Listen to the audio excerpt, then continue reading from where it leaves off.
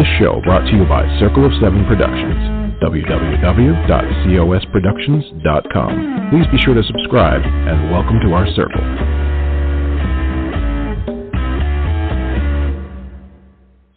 Well, hello, everybody. This is Patricia W. Fisher with Readers Entertainment Radio on this very last Thursday of May. Can you believe it? We're almost to summertime. We're almost to Memorial Day. So I hope everybody out there has been getting vaccinated and still having good hygiene. Wash your hands. As a former ICU ER nurse, please, it's really important that you wash your hands just forever, not just during a pandemic, but forever. I hope everyone starts off their summer really great. And one of the ways to start off a great summer is to have your to-be read list. And so I am so excited that I have this author here today. And I can't even begin to express. So I'm just going to introduce her. And I get to talk to best-selling author Christine Feehan. So for as long as Christine can remember, she's been a writer. And lucky for us, she has put those multiple stories down. Her books have had hit the number one New York Times bestselling list 15 times plus, over 50 books, closer to 100 at this point. She has 7 series that include the Leopard series, Dark series, Ghost Walker series, Drake Sister series, the Sisters of the Heart series, and her new Shadow series. And then she has other single titles as well.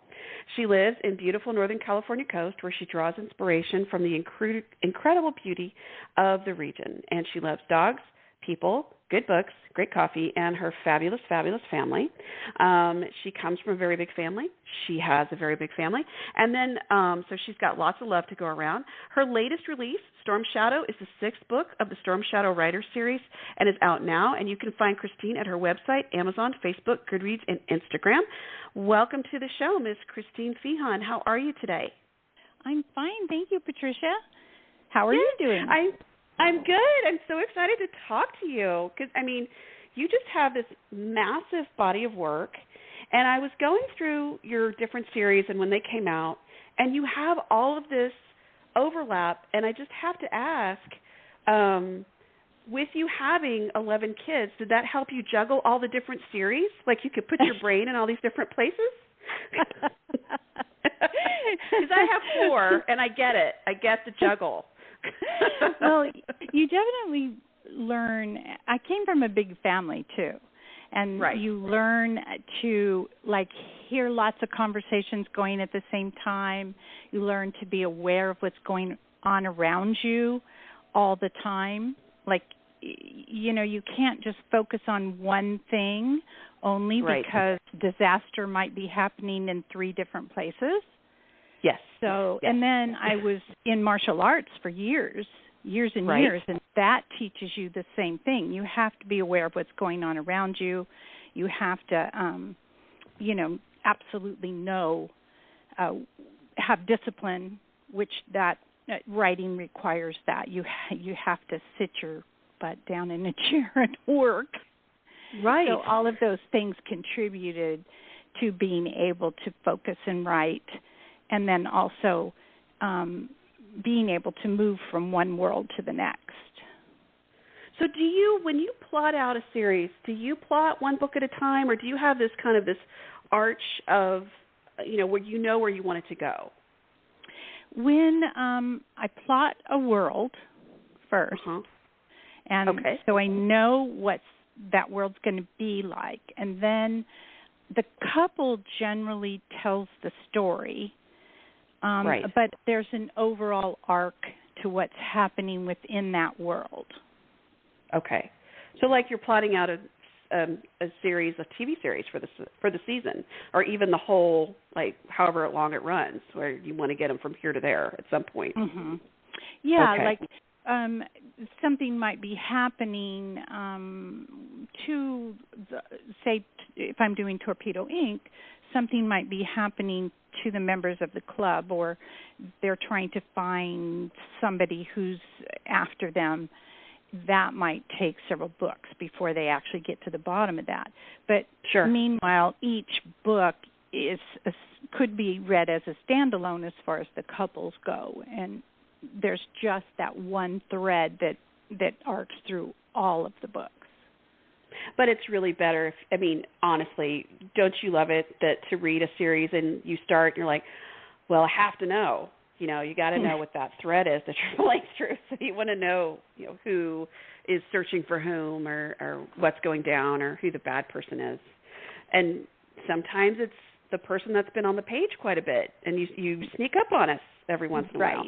Right. Well, you know, I'm somebody who I love to read. I was born loving to read.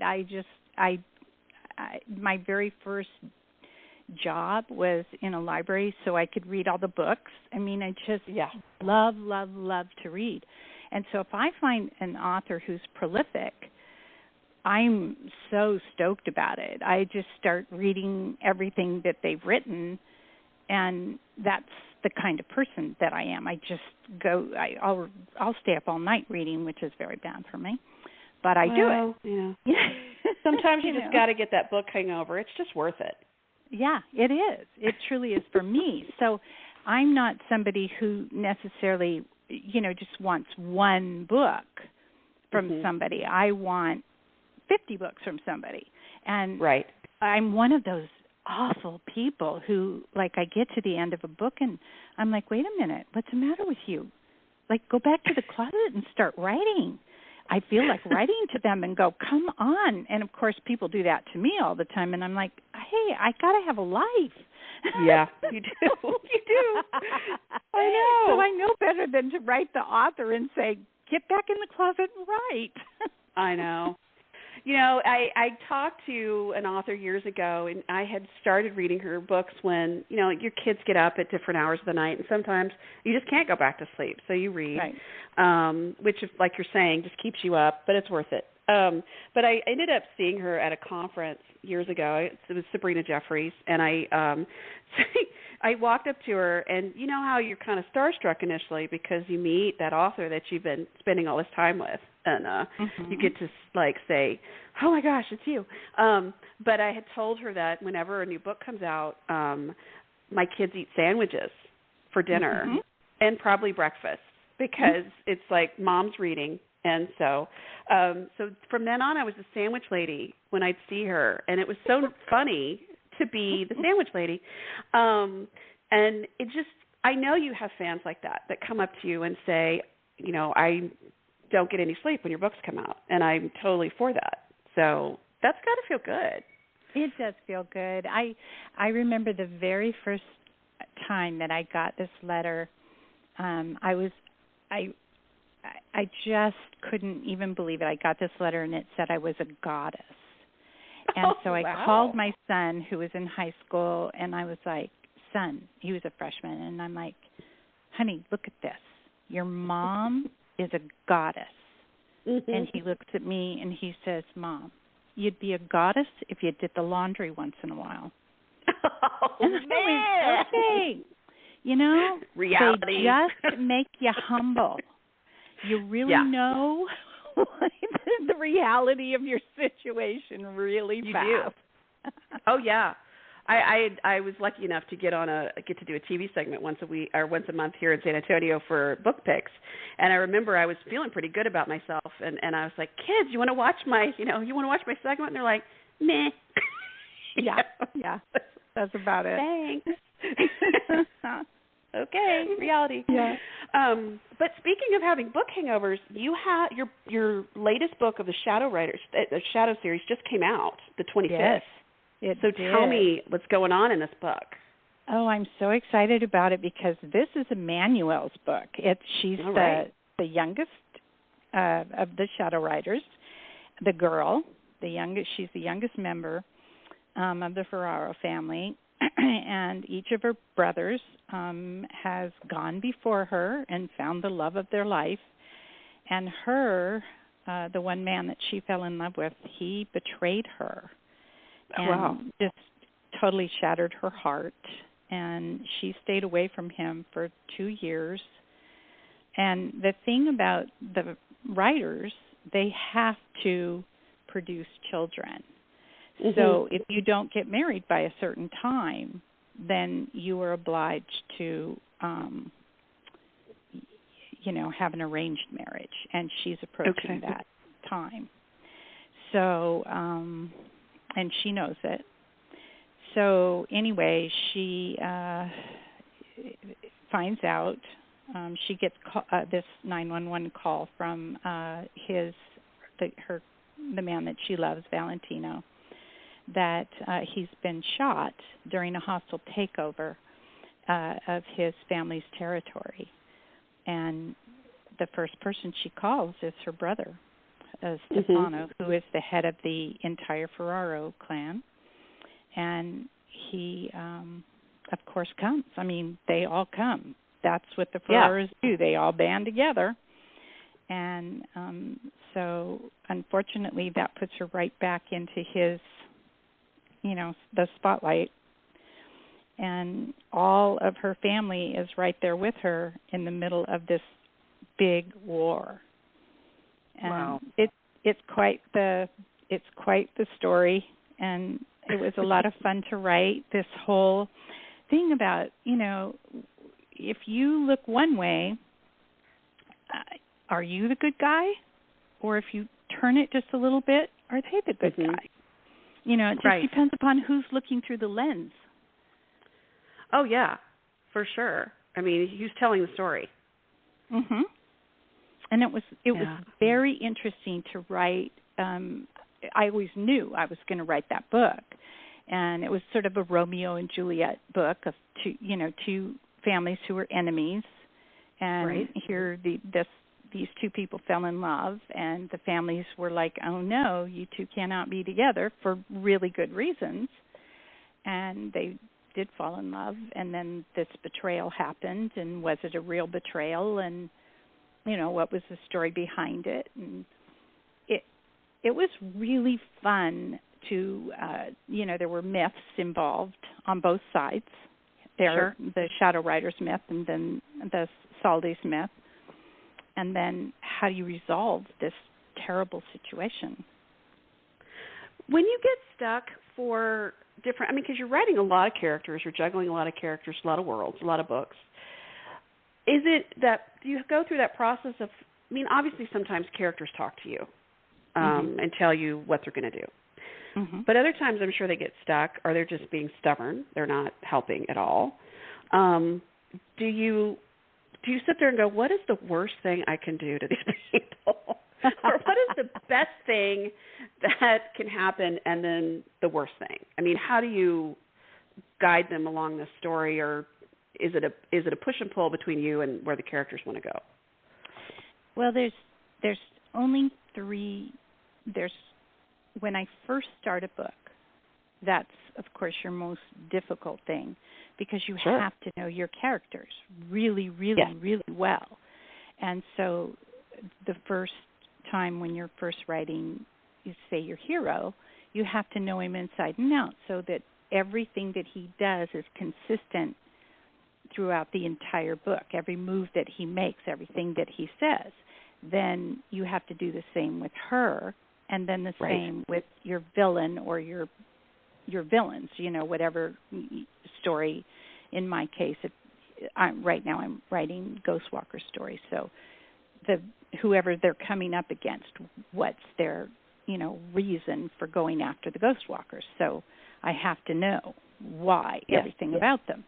So the beginning can slow me down a little bit until I have all aspects in place and all my research, because I try to make it as science-based as possible. So when people are reading it, they go, oh, yeah, this makes sense, when it's pretty paranormal in a lot of places. So then if I get stuck, all of a sudden it's like, whoa, the whole story stopped.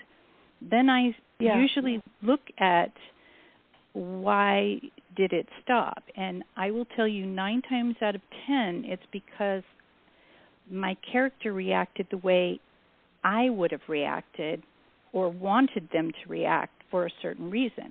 I wanted to take the story in a certain direction, and my characters would never have done what I had them do.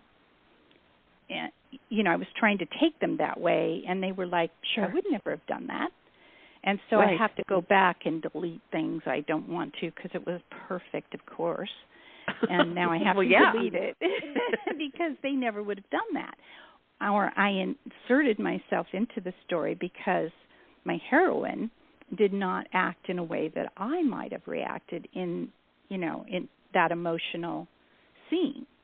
Mm-hmm. And once I delete myself out of there and think the way she would think, then the story moved ahead again. But then if I'm really annoyed with one of them, usually the man, because I like to keep them, then I torture them. And then all is well again. I save them, and then it's okay. You've noticed that quite a few get tortured and shot. That's me being really annoyed with them. Well, you can't do it in real life. There's this laws and stuff. So, I mean, you might as well fictitiously do it. I've talked to so many people who are like, I'm so glad that I'm a writer because my search history would just really be concerning, for different projects. Yeah. I was at dinner one night, and there were 7 authors at this dinner with me, and we were discussing murder at its best and how to get rid of bodies and how to not get caught. Yes. And all of us had various credentials, and we're just sitting there blithely talking, and then we sort of noticed that the tables around us had gone silent, and they were all staring at us. I'm like, I think we're going to get kicked out of here pretty soon. This is a little bit worrisome. All righty. Yeah.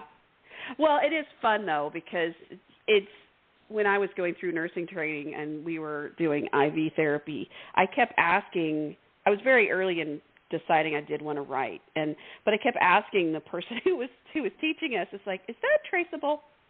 So if I inject that, is that traceable? It just, and after, half the day, she just looked at me like, I can't believe we've hired this person. And finally, one of my classmates said, she's a writer. And, okay. Yeah, they're all crazy. It's all right. We'll just let her be. Yeah, but I'm sure they were like, y'all keep an eye on that one because, for a while, it was fine. But you do. I mean, you have to sit down and go, okay, if I turn left, then this goes this direction. Is that where I want to go? And this is where I want to end up. So yeah, it's definitely the juggle. Do you write from beginning to end of the story? Do you write it in scenes and puzzle it together? I absolutely how do you write do it? from beginning to end. Okay. And if somewhere in the middle of the book I realize that I have to have this thread going through it, I will start the thread in the middle of the book and keep going. And then when I do my second pass through, I will put that thread in. I never go back and do it because I'm writing fast. And so I will just make a note to myself, add this in, and then I do it and catch up with myself somewhere in the middle of the book. Okay. How do you not go down the rabbit hole of research? Because I had to learn that because I love research.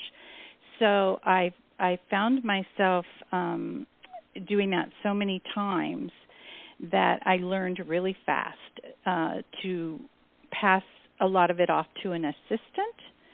And I farmed it out, and I would say, this is what I need, this precise thing, and get me this. And then I would get primary sources.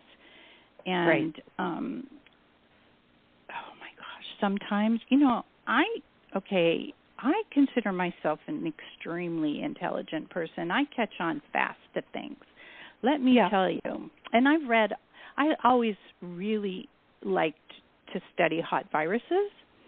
But when I did Toxic Game, I had contacted, she was an amazing, amazing woman who, studied hot viruses. She was one of the top people. And so she said, oh, sure, I'll help you. Send me your questions. And so I did. And she was going to put 2 of her assistants, who, by the way, had top credentials.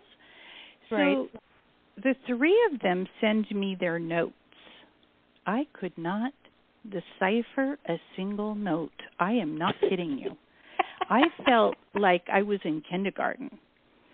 So I finally had to, write to her and say, you guys are going to have to dumb this down. I can't. Yeah. I totally do not understand a word you're saying. Yeah, pretend I'm 5. Yeah. I mean, it was way over my head, and I thought I knew so much about it. And I didn't. So you can really get in over your head on some of these things, Oh, for sure. And they're so interesting. The lightning game, oh my gosh, that was so interesting. That was hard to cut myself off there, even from what I was given by my, the people who helped me research. I was like, don't keep clicking on links. Don't do it. Don't do it, Christine. You're just like, it will never end. Yeah, I will never get this book finished. And I actually will give myself a time limit. Like I will not, and then it's the same with, what people will refer to as writer's block. Yeah. I give myself 2 hours. That's it. Okay. If I cannot go past 2 hours, then I'm like, okay, you go backwards and find out where you derailed. If you cannot find it, then I have 2 or 3 friends who are writers, and I'm like, okay, here's my dilemma. I'm going to throw it out there. What do you guys think? And then they toss it around with me, and, I trust them. If they're like, okay, you totally derailed here, then I think it over, and 9 times out of 10, they're right. Isn't that the best, though? To have those kind of friends that go, oh, yeah, here you are. Or even just to brainstorm it. I mean, it is just so, that creative brain is just so wonderful. Great, because even if they don't hit on it, they trigger your brain into hitting on it. Yes, exactly. That's what I love about it. They don't have to actually give you any solution, but they make your brain work again. Oh, yeah. I was very lucky to be on a panel years ago with a lady from Sisters in Crime, and my apologies to her, I don't remember what her name was, but she talked about why you need writer friends and why being part of a writing community is important. And she said because they were all out having coffee, and one of the ladies in their group was going to go to Italy, and she was very excited because she and her husband were doing the second honeymoon. They're going to stay in this castle, and she couldn't wait to get there because she was going to go to the roof and see how hard she would have to push someone off the roof and where they would land on the pavement below. And so everybody, because she wrote, obviously, mysteries, and so everyone's like, okay, but how high is the ledge, and are you pushing? Is the person intoxicated? It's like, and they're all sitting in this coffee shop, like you mentioned, with your friends, and just brainstorming the possibilities. Yep. And I can't even imagine what they came up with. But, yeah, the brainstorming, like you're saying, it just triggers all sorts of possibilities. It does, and there's just that camaraderie, because writing is so isolating. You're sitting there, for months and months and months by yourself in a room, and no one's around you. And then when your book is released, you don't have any idea who's reading it and if they're enjoying it. I mean, sometimes I get these letters that I don't even know why the person wrote to me. Like, on page 37, you have a typo. Well, thank you. Did you enjoy the book? Right. I mean, they don't say they enjoyed the book. And I spent months working on that book. Could you at least tell me if you liked it or not?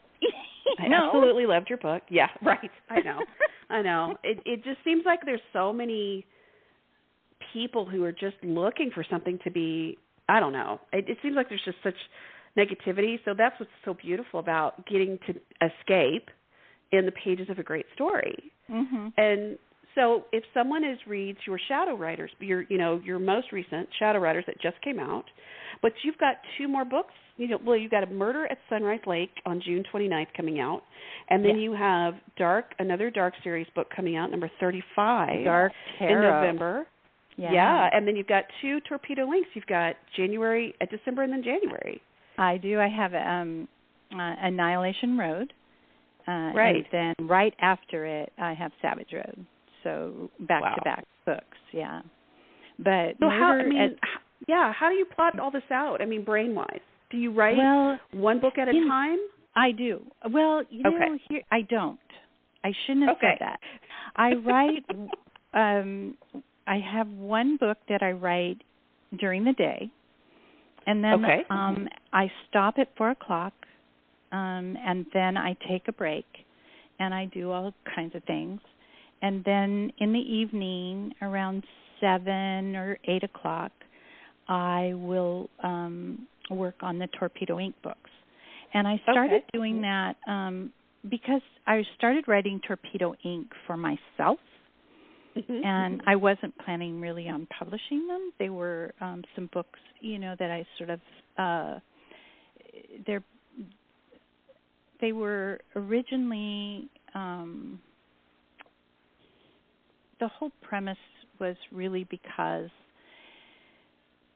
boys, when they're molested, are not treated the same way as girls are. I mean, that's the bottom line. And so I kind of wanted the roughest, toughest kind of guys that could possibly be imagined. But I wanted to show the effects of long-term, problems and what would happen. And anyway, that's how the whole series was born. Right. And so I started writing at night, and I had to train my brain. I went into a different room. I used a different computer. I sat down at the same time and it took me 2 months before I could actually get any words on a page. And then I started writing. So I write at night now with one, at the back end of a contract, and I write during the day at the front end of a contract. But Murder at Sunrise Lake, which is the first standalone I've had in years, that came about in a very interesting way. I have a daughter who lived in Bishop, it's up by Yosemite, up in that area, and she would hike the JMT Trail by her, so 287 miles, and go up Summit Whitney, and she bouldered and did a lot of climbing,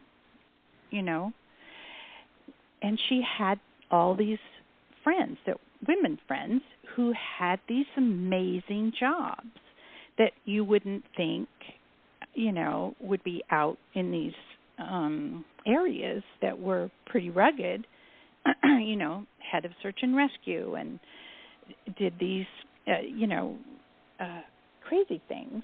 And so they're sitting around talking, and, you're way out in the middle of nowhere and in rugged country that is absolutely the most beautiful country you've ever been. And all of a sudden I'm thinking, what if there was a serial killer out here? Oh, for sure. And these accidents that they're talking about weren't really accidents. So, of course, they're having this great time, and I'm thinking murder. She's like, Mom, you cannot come talk to my friends anymore. Well, they did say, gee, now after meeting your mom, this explains a lot about you, Denise.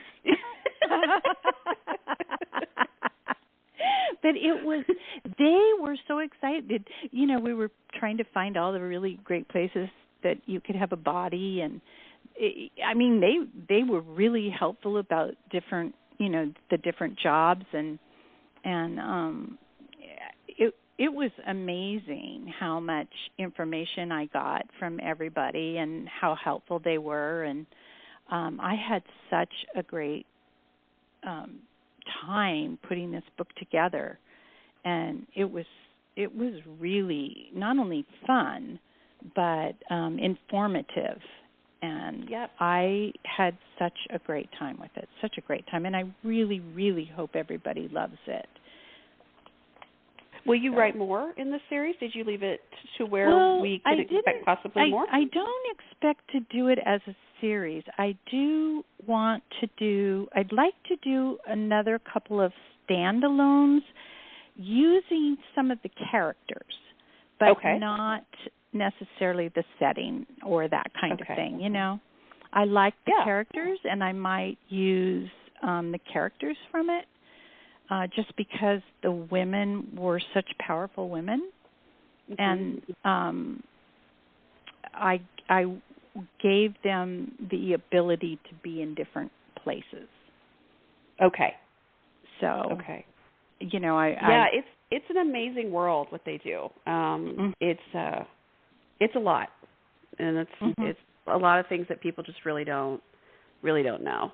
Stuff that they have to deal with, and it's intense. Yes. Were you able to read it? Did you get an ARC? I didn't, but I would gladly take one, so I can read it before it comes out the 29th. No, but I mean, I'll get it either way. I mean, I'm gonna get it either way. So in the sense of not the ARC, but the book. I'm not saying like you will give me the book.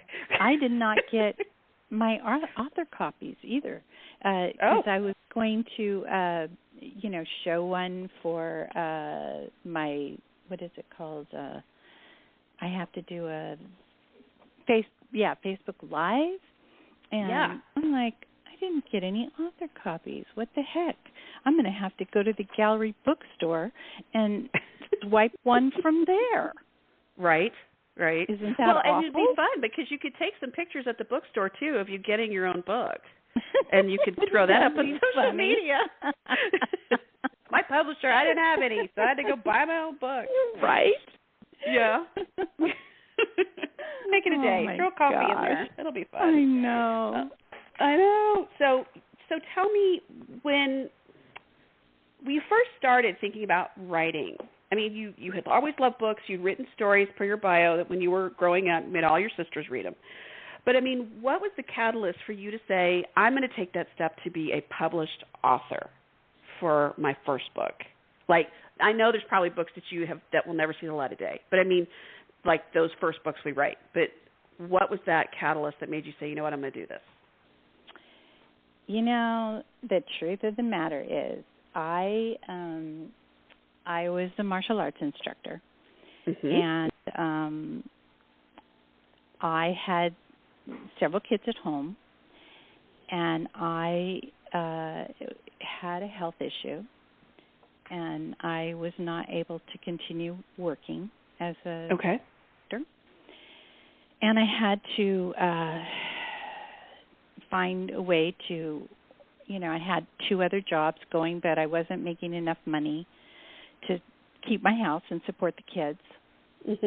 So my girlfriend said, hey, send in one of your stories. And at that time, I had written Dark Prince.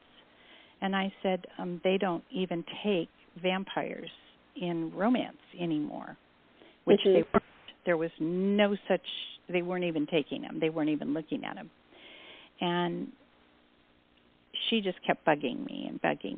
And honestly, I wasn't positive that I wanted to send in my books. That I kind of felt like it was the last piece of I was giving up of myself.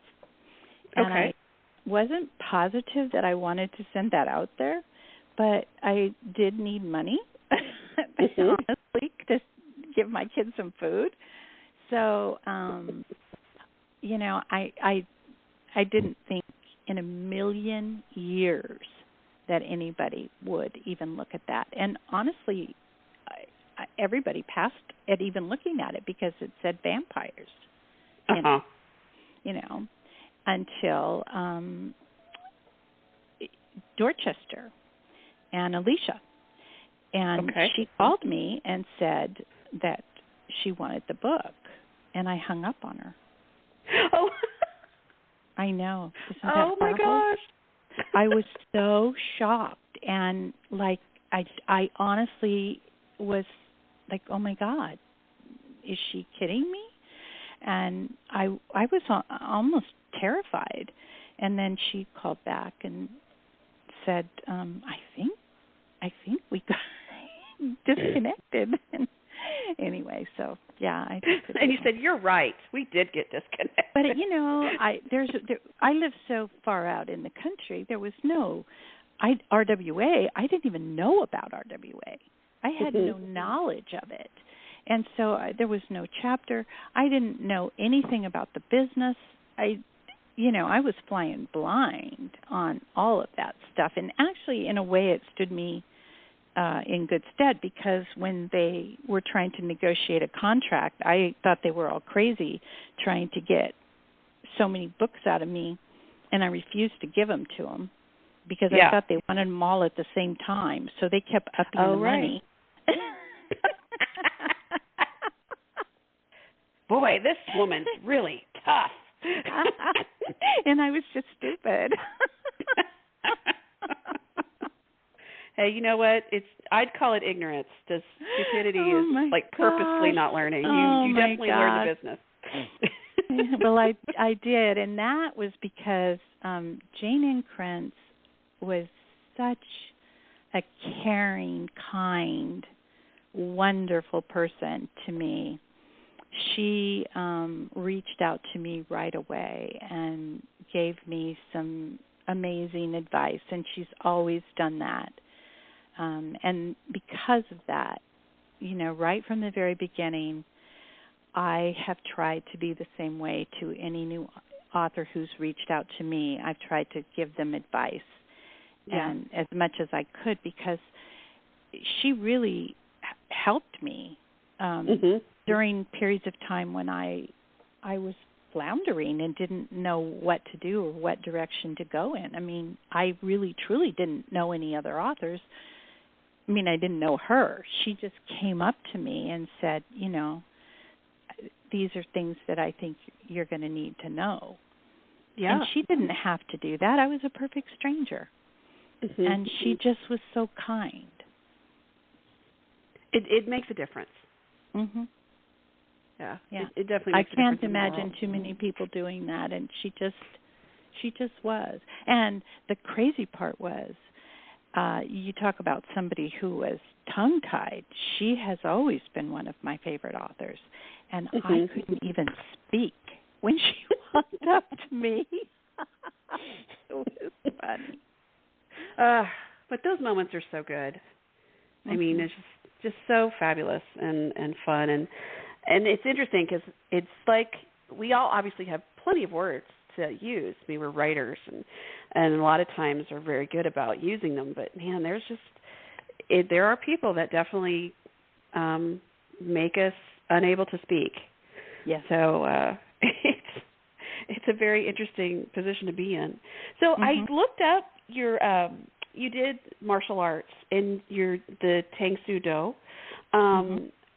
That's a Korean martial art. And I was looking it up, and it uses some of the same methods like Kung Fu. Are you using your opponent's momentum against them? Is that kind of part of the... It depends upon, what's coming at you, So, I did that particular type of martial art for many, many years. And now I am pretty old, and I don't quite go around doing the same thing.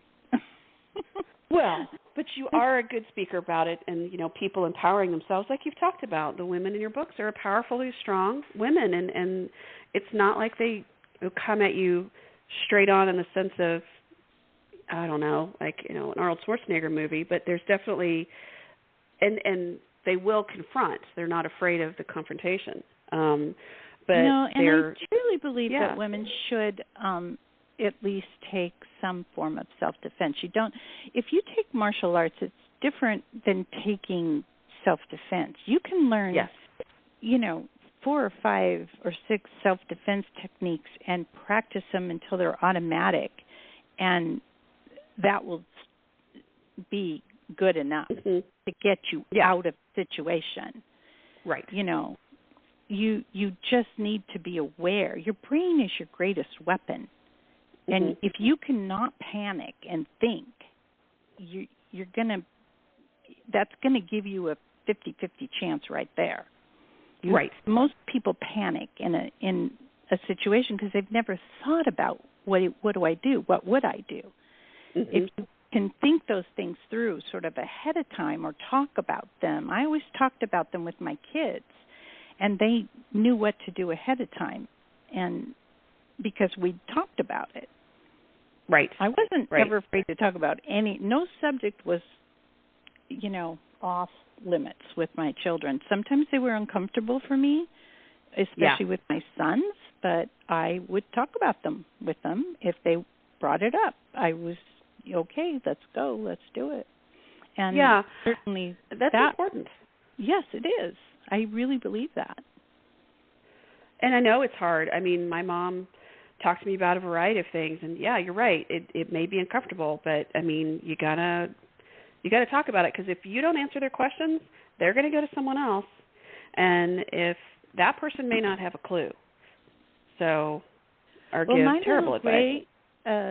Great grandchild the other day, she FaceTimed me, and she was kind of crying, and she said, "I need you to cheer me up. You always cheer me up." It was really late her time, and she had been pillow fighting, and her daddy had smacked her with the pillow in her face, and she didn't like it, and she told him to stop, and he smacked her again, and he wasn't hitting her hard, but he smacked her again, and she put up her hand and said, "Stop," and he laughed, and he whacked her one, and she got really upset, and then Mommy said, "Daddy, she said all the things that we taught her to say, and you did not do it." And then he immediately said, "You're right, I didn't." And he apologized to her. And that's good. I should have stopped immediately, you're right. But she was very upset, and so she called me, and she said, "I said stop," and I did, and she told me all the things she said. And I said, "Aurora, you did what you were supposed to do. You said stop." But not always. Sometimes when you're with somebody, they might not stop, and you have to keep going. You have to be firm, and you have to say, "I told you to stop, and I mean it. You stop right now." And you have to know that they will have consequences. They have to know they will have consequences if they don't stop. And she's just a little girl. She's only 5. But you have to start teaching them. She had to put her hand up, and, we teach them, you put your hand up and you say, "No, you stop." And her daddy is really good, usually, about saying that you did the right thing, and he stops immediately. But, they'd been having fun, and he went past that. And he came back, and he went through it with her again, and he said, "You did really well, and I went past what I should have done." And so they went over the scenario a couple times later when she went. That's beautiful. Yeah. So, I mean, stand up for yourself, right? I mean, empowerment is huge. And you have such empowering women in your books. I mean, you have great guys too, but it's really cool to see the stories you weave, and you give those women, you empower them. Just like you, for the murder at Sunrise Lake is coming up. It's going to be amazing, and your shadow writers, I mean, the women have a very strong presence. So it's really cool to read and see. So I love it. Love it. Well, I mean, we've been talking for 45 minutes, and I feel like we could talk for much longer, but I know you have a life outside of this. So I wanted to say thank you so much for coming today. Well, I appreciate you so much for having me. Thank you, Patricia, and one day we'll meet up in person and have a cup of tea. I would love that. So a very good cup of coffee of some sort. That's so right. Yes, I it would be. love coffee, too. Yes, ma'am. So, and for all of you who've been listening, we've been talking to best-selling author Christine Feehan, and her latest book from the Shadow Writers series, Storm Shadow, is out now. And then her next book, Murder at Sunrise Lake, will be out June 29th. She also has 3 other books coming out by January, so check them out. You can pre-order them now. And everybody, keep on reading, stay safe, and have a great Memorial Day weekend. This has been Patricia W. Fisher with Readers Entertainment Radio. This show brought to you by Circle of Seven Productions, www.cosproductions.com. Please be sure to subscribe and welcome to our circle.